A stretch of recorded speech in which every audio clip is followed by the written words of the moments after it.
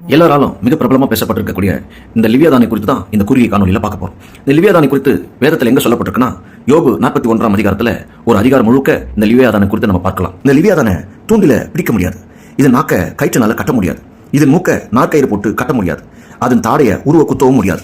அப்ப கடவுள் சொல்றாரு, இந்த லிவியாதானுக்கு முன்பதாக ஒரு ஒன்று நிற்க முடியாது, இதற்கு முன்பாக நிற்க முடியாது இருக்க எனக்கு முன்பாக நிற்கிறவன் யார் என்று இந்த யோபு 41ஆம் அதிகாரத்துல 10ஆம் வசனத்துல சொல்றாரு. அது இரும்பை வைக்கோலாகவும் வெங்கலத்தை உளுத்த மரமாகவும் என்னுமா, அதன் கீழாக கூர்மையான கற்கள் கிடந்தாலும் ஒரு சேற்றின் மேல் ஓடுகிறது போல கற்கான கல்லின் மேல் கூட ஓடக்கூடிய சக்தி படைச்சது தான் இந்த லிவியாதன். ஒல வச்ச பானை பொங்குற மாதிரி கடலையே பொங்க பண்ணக்கூடிய சக்தி இந்த லிவியாதானுக்கு இருக்கிறது. கடலையே தைலம் போல கலக்கிவிடக்கூடியதாக இருக்கிறது.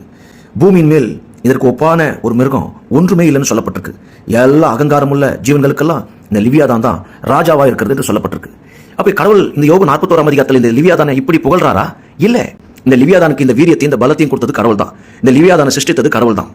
இங்க என்ன நடக்குதுன்னா, யோபு 40ஆம் அதிகாரத்தை நீங்க வாட்சி பாத்தீங்கன்னா, அங்க கடவுள் யோபுவோடு பேசுறாரு. 40ஆம் அதிகாரம் 8ஆம் வசனத்துல, நீ என் நியாயத்தை அவமாக்குவாயோ, நீ உன்னை நீதிமானாக்கி கொள்ளும்படிக்கு என் மேல் குற்றம் சுமத்துவாயோ என்று யோபுவை பார்த்து கேட்கிறார்.